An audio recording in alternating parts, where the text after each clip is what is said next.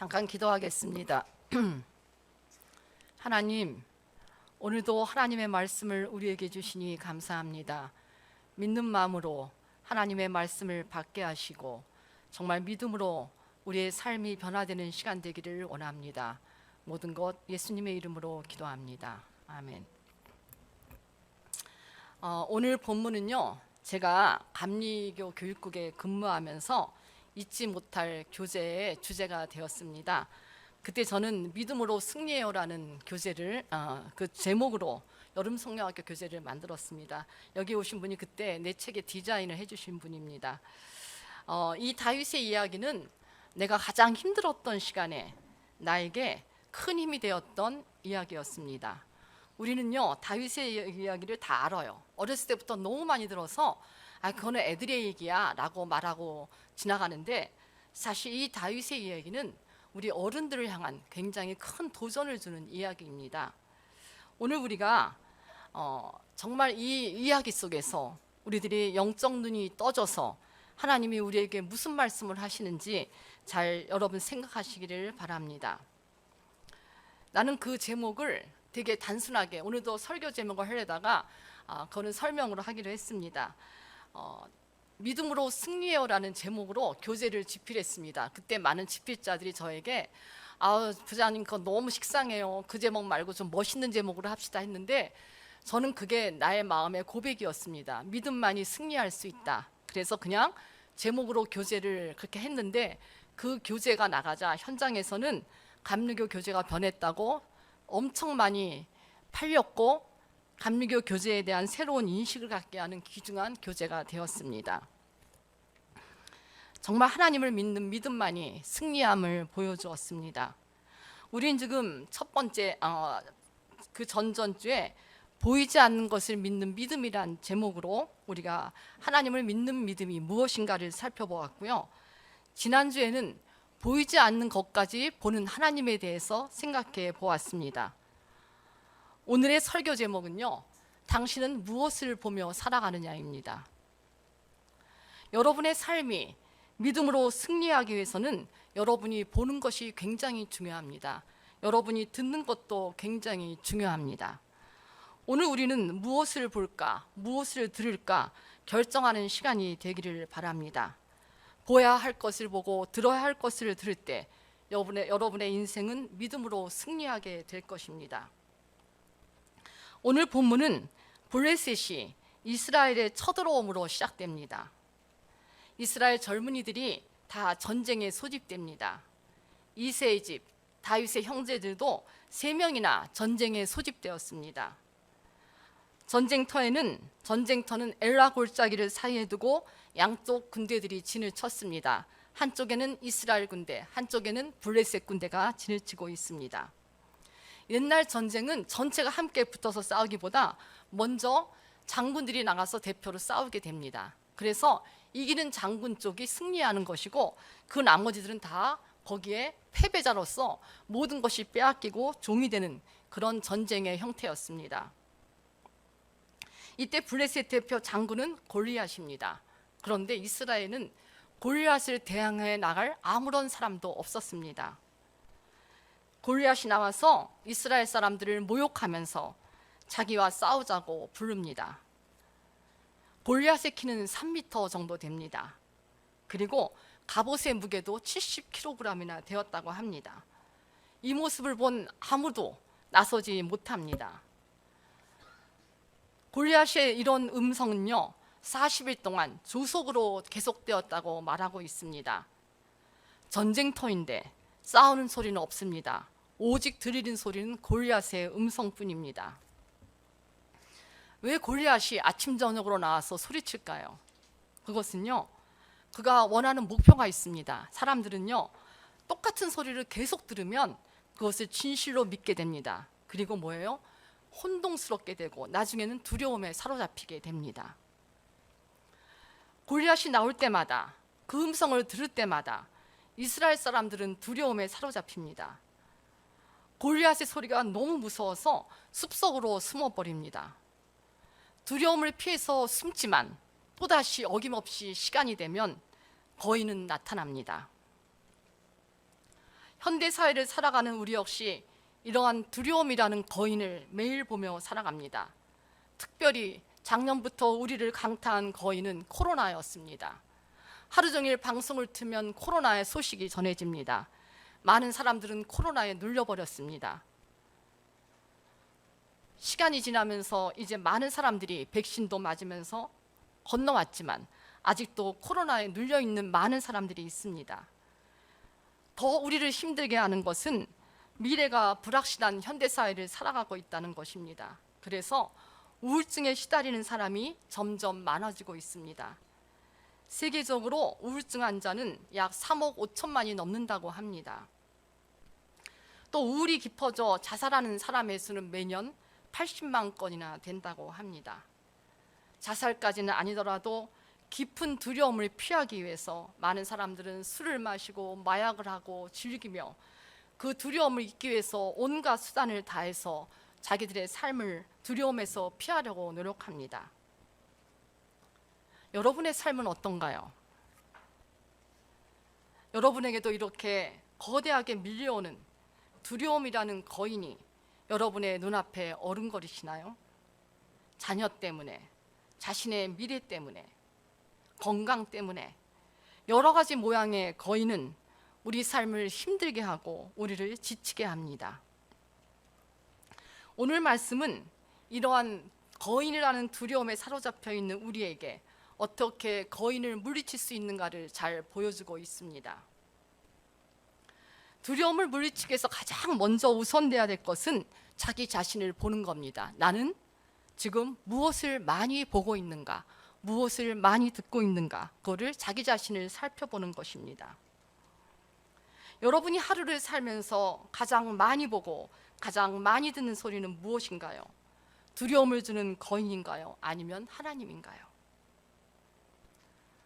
둘 중 무엇을 더 많이 보고 듣고 있는 것이 나의 삶의 방향을 결정하게 됩니다. 우리의 삶에 두려움이 전혀 없을 수는 없습니다. 약간의 두려움은 우리에게 굉장히 창의적으로 만들고 우리를 미래에 나가는 동력이 되기도 합니다. 그러나 두려움이 내게 올 때 그 두려움에 사로잡히면 우리는 두려움의 지배를 당하기 시작합니다. 나는 집에 내가 좋아하는 말씀 액자를 걸어 놓았습니다.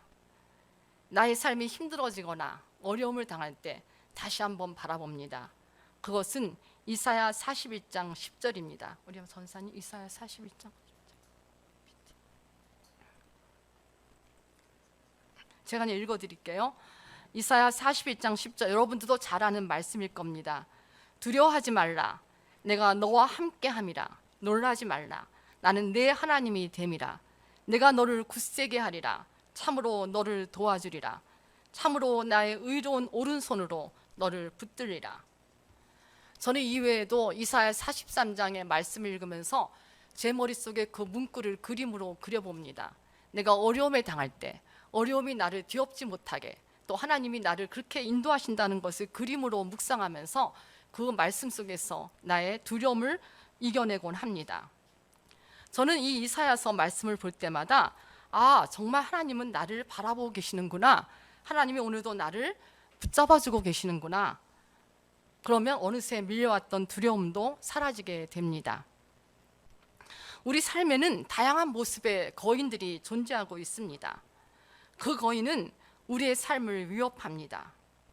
많은 사람들이 그런 거인을 극복하기도 하고 헤어나지 못해서 그 속에서 살아가는 사람들이 많습니다. 이런 거인들을 우리가 몰아내지 않으면 우리는 우리의 생각이 혼미하게 되고 결국은 우울에 여러 가지 문제에 빠지게 됨을 봅니다. 가장 크게 거인이 우리에게 주는 그런 나쁜 영향은 미래를 긍정적으로 바라보지 못하게 한다는 겁니다. 모든 것이 부정적입니다. 자신감도 없고 자존감도 약하고 열등감으로 똘똘 뭉치게 합니다. 그런 문제는, 더 큰 문제는 이러한 거인들이 나의 곁을 계속 맴돌고 있다는 겁니다. 사라지지 않습니다. 옆을 보아도 앞을 보아도 계속해서 이런 거인은 우리 삶을 위협하는 존재로 계속 우리 주위를 맴돌고 있습니다. 이러한 거인을 물리치는 것만이 우리가 살아날 길입니다. 지금 이스라엘 군대들은 이런 거인의 소리를 40일 동안 아침 저녁으로 듣는다고 말하고 있습니다. 매일 같은 두려움을 만나니 이스라엘 군인들은 그 소리가 들려올 때마다 정말 숨기에 바쁩니다. 아침을 맞이하는 것조차 힘들게 느껴지는 시간들입니다. 이런 상황 속에 다윗이 등장합니다. 아무것도 모르는 다윗은 아버지의 심부름으로 오늘 형들에게 양식을 전해주러 옵니다. 다윗이 전쟁터에 왔는데 이상합니다. 싸움하는 소리가 들리지 않습니다. 그런데 가만히 들어보니까 상대편 거인 하나가 나와서 커다랗게 소리 지르는 것만이 들립니다. 이스라엘 사람들을 모욕하는 소리입니다. 그런데 더 이상한 것은 이스라엘 사람 중에 아무도 그 대답에, 그 음성에 분노하거나 대항하는 사람이 하나도 없다는 것입니다. 다윗이 보기에 이스라엘 사람들은 점점 깊은 곳으로 숨어버리기만 했습니다. 다윗은 이 상황을 이해할 수가 없었습니다. 그래서 옆 사람에게 묻습니다. 아니, 이 할례받지 못한 블레셋 사람이 누구이기에 살아계신 하나님의 군대를 모욕하냐라고 옆 사람에게 묻습니다. 그런데요, 굉장히 이상한 일이 일어납니다. 이 말을 형 엘리압이 듣습니다. 형 엘리압은 사무엘이 첫 번째로 기름 부으려다가 하나님의 그 멈춤에 의해서 기름 부음을 받지 못한 사람입니다. 그때 엘리압이 다윗에게 화를 내는 거예요. 여러분, 어떻게 화를 내나 봅시다.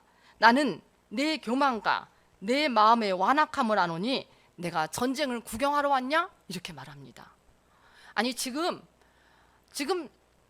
다윗이 말한 거는 단지 뭐냐면, 할례받지 못한 저 블레셋이 누구이기에 우리 살아계신 하나님을 모욕하냐 이렇게 말하는데, 지금 이 말을 들은 엘리압이 뭐라 그래요? 노를 바랍니다. 그리고 말해요. 어찌하여 너가 여기 왔냐? 양은 대체 누구에게 맡겼냐? 라고 하면서 나는 내 교만과 내 마음의 완악함을 안다, 이렇게 말해요. 지금 이거는 이 문맥에서 전혀 맞지 않는 얘기입니다. 다윗은 할 말을 했습니다. 그런데요, 두려움에 사로잡히면 이렇게 어리석은 말과 행동을 하게 됩니다. 40일 동안 아침 저녁으로 두려움에 사로잡혔던 엘리압은 다윗이 하는 말을 듣고 화를 낸 것입니다. 여러분도 알지만 다윗이 한 말은 그렇게 틀린 말이 아니었습니다. 다윗이 엘리압을 숨어 있다고 비웃지도 않았어요. 그런데 엘리압은 두려움에 사로잡히자 바른 말을 하는 다윗이 미워지기 시작했습니다. 아마도 엘리압이 다윗에게 쌓인 감정일 수도 있습니다. 자신이 기름받지 못하자 아마 다윗에 대한 화풀일 수도 있습니다. 그러나 지금 이 상황에서 다윗에게 그렇게 화를 낼 필요는 아무것도, 이유도 그 원인도 아무것도 찾지 못하는 그런 어리석은 행동을 지금 엘리압이 하고 있습니다. 앞에 있는 블레셋 거인이 문제인데 다윗에게 화를 냅니다. 사람들은 종종 자기에게 두려움이 너무 깊게 밀려오면 이렇게 이상한 행동, 어리석은 행동들을 합니다. 여러분, 밖에서 화가 난 일이 있는데 어떻게 해요? 집에 가서 애들에게 화를 냅니다. 왜 그래요? 가까운 사람이 만만하거든요. 이렇게 두려움에 쌓이자 엘리압은 어리석은 행동을 하고 있고, 잘못된 대상이 거인인데 거인이 아니고 지금 누구하고 싸워요? 엘리압이 다윗과 싸우는 그런 모습을 보입니다. 그런데 다윗은 형을 개의치 않고 계속 상황에 대해서 묻습니다. 어떻게 이런 상황에서 아무도 나가지 않냐? 하나님을 모욕하는 건 너네 듣지 못하냐? 라고 계속 말합니다. 그러면서 자기가 나가서 골리앗과 싸우겠다고 합니다. 말이 안 되는 소리예요. 그렇지만 어떤 사람이 그를 이끌고 다 사울에게로 데려갑니다. 이렇게 다윗은 하나님의 시간에, 하나님의 역사에 등장하게 됩니다. 이 기회는 다윗에게 아주 중요한 순간입니다. 이 이후로 다윗이 이스라엘 역사의 무대에 등장하는 시간이 되기 때문입니다. 아버지의 심부름인 음식을 전하러 왔는데 이 기회가 내가 하나님의 사람이야 라고 증거하는 시간이 된다는 겁니다. 우리도 마찬가지입니다. 우리가 항상 하나님을 생각하며 살아간다면 이렇게 의도하지 않은 어느 때, 나도 그것을 원하지 않았는데 그때 나를 통해서 하나님이 일하게 하심을 보게 되고 보여주는 기회를 만들게 된다는 것입니다. 하나님의 사람 다윗은 다른 것 몰라도 다 용서할 수 있어요. 그렇지만 하나님을 욕되게 하는 것, 이것은 용서할 수가 없었습니다. 그래서 사울에게 나가서 자신이 골리앗과 상대하겠다고 합니다. 당연히 사울은 야, 말도 안 돼라고 합니다. 그 다음 PPT 보세요. 사울이 뭐라 그래요? 다윗에게 이르되 내가 가서 저 블레셋 사람과 싸울 수 없으리라. 너는 소년이요. 아마 청소년이었던 것 같습니다. 그는 골리앗은 어려서부터 용사였습니다. 그때 다윗이 말하는 걸 보세요. 주의 종이 사자와 곰도 쳤은즉 살아계신 하나님의 군대를 모욕한 이 할례받지 않은 블레셋 사람이니까 그가 그 짐승의 하나와 같이 되리라 라고 말합니다. 여러분, 지금 다윗의 말은 틀리지 않습니다. 우리도 다 그렇게 생각합니다. 어떻게 저 조그만 애가, 어떻게 저만한 애가 나가서 저 골리앗을 상대해. 이것이 보통 인간의 상식이고 우리도 생각해도 싸움이 되지 않는 그런 싸움입니다. 그런데 다윗은 물러나지 않습니다. 자기 설명을 하는 겁니다. 나는 이런 사람이에요. 내가 그냥 아무 생각 없이 나오는 게 아니에요. 지금 나는요 하나님을 믿어요. 나를 하나님이 건져주셨어요 라고 지금 다윗은 사울에게 자기를 어필하고 있습니다. 다윗은요 우리가 알듯이 양을 치는 목자였습니다. 목자인 다윗은 항상 위험에 처한 삶을 살았습니다. 양을 치면서 곰도 왔고 사자도 달려왔고 여러 가지 어려움들을 계속 만나면서 그때마다 하나님을 의지해서 그 모든 것들로부터 이겨냈습니다.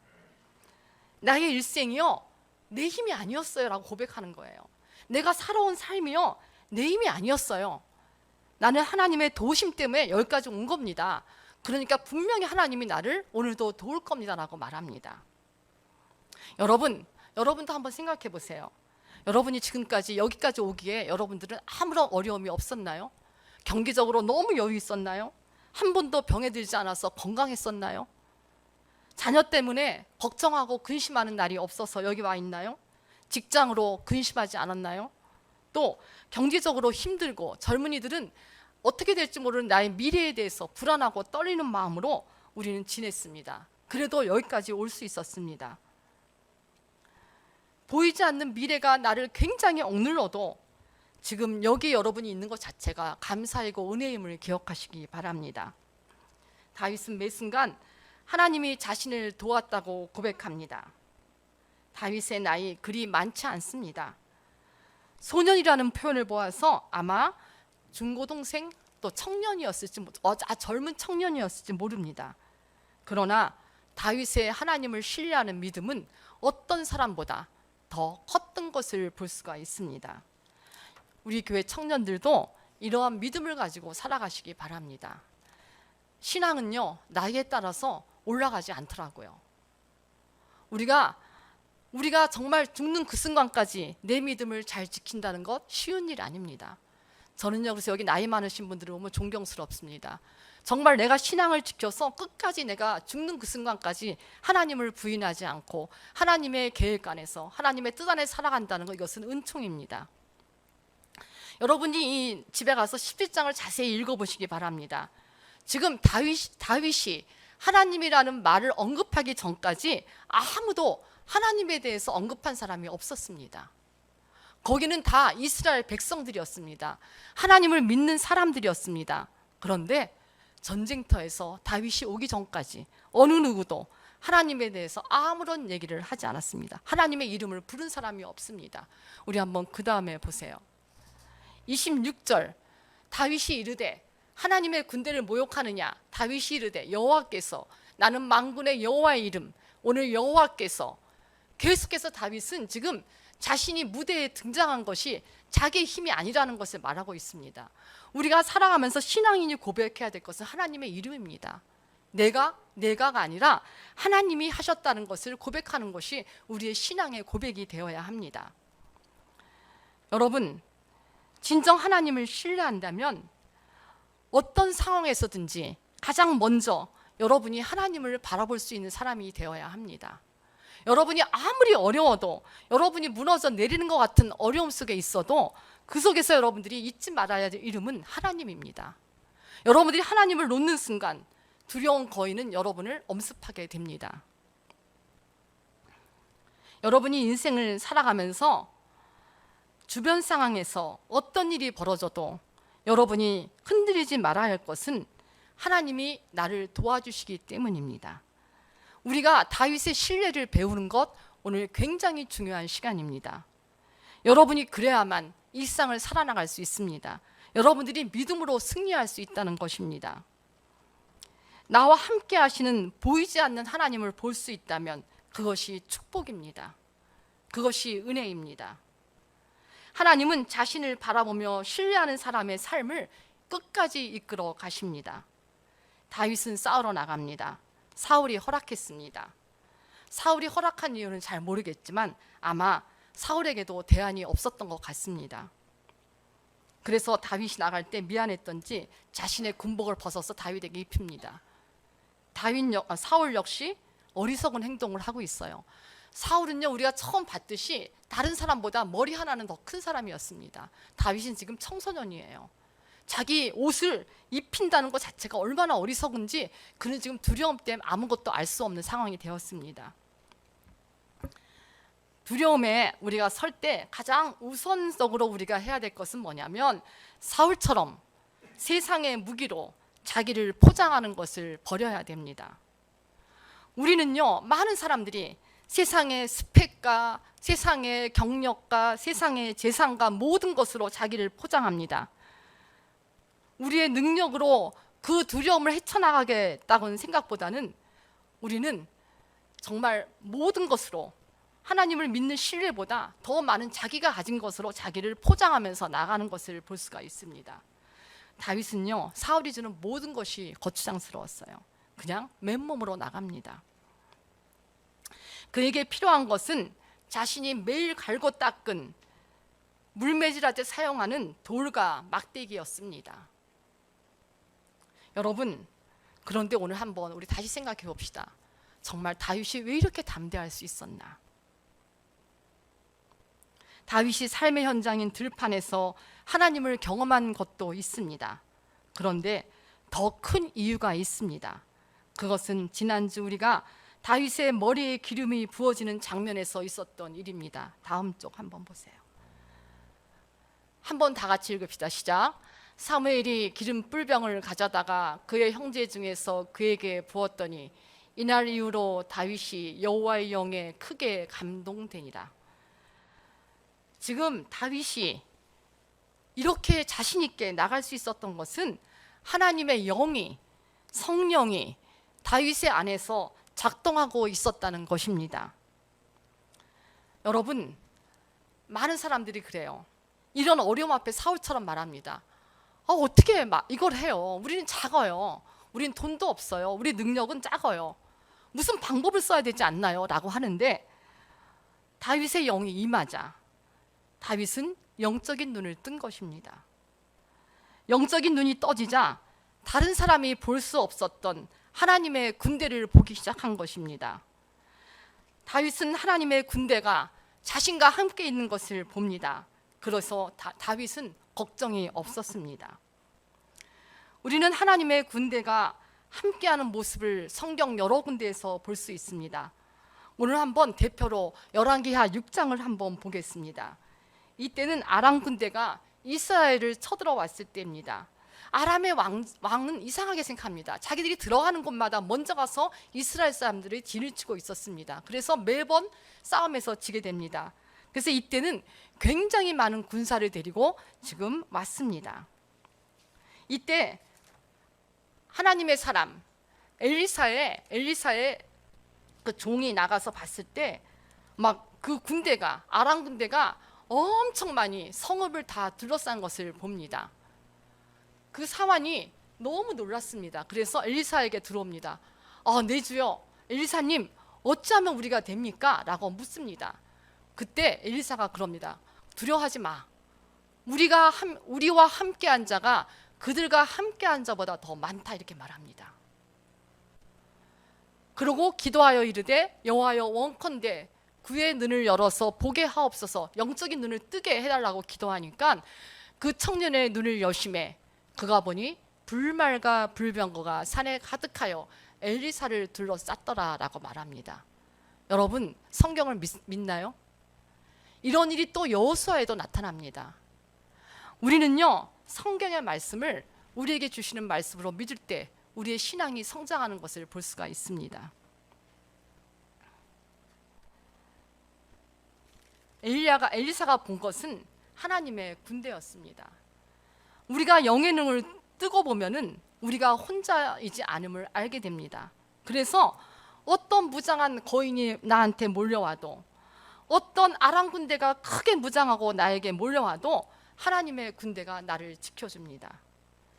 영적인 눈으로 하나님의 군대를 본 많은 신앙의 사람들, 엘리사, 여호수아, 다윗까지, 그들은 두려워하지 않았습니다. 왜냐하면 하나님의 군대가 지금 자신을 돕고 있는 것을 알았기 때문에 당당할 수 있었습니다. 이제 그 당당함으로 다윗이 맷돌을 들고 조그만 돌을 들고 돌진합니다. 골리앗이 다윗이 던진 물맷돌에 머리를 맞고 쓰러집니다. 말도 안 되는 일이 일어난 것입니다. 골리앗이 쓰러집니다. 다윗에게는 칼이 없습니다. 그래서 얼른 가서 골리앗의 칼을 빼서 골리앗의 목을 베입니다. 골리앗은 자신의 생명을 지키기 위해서 준비했던 칼인데 그 칼로 자신이 죽게 되는 것을 보게 됩니다. 그렇습니다. 우리는 나를 지키기 위해서, 우리를 지키기 위해서 많은 것들을 준비합니다. 스펙을 쌓고 경력을 쌓고 재력을 쌓고 외적인 것들을 준비합니다. 그러나 우리가 그것만 의지할 때 오늘 골리앗처럼 자기가 가진 그것으로 자기가 무너지게 된다는 것을 잊으면 안 됩니다. 여러분, 너무 오랫동안 거인만 바라보지 마세요.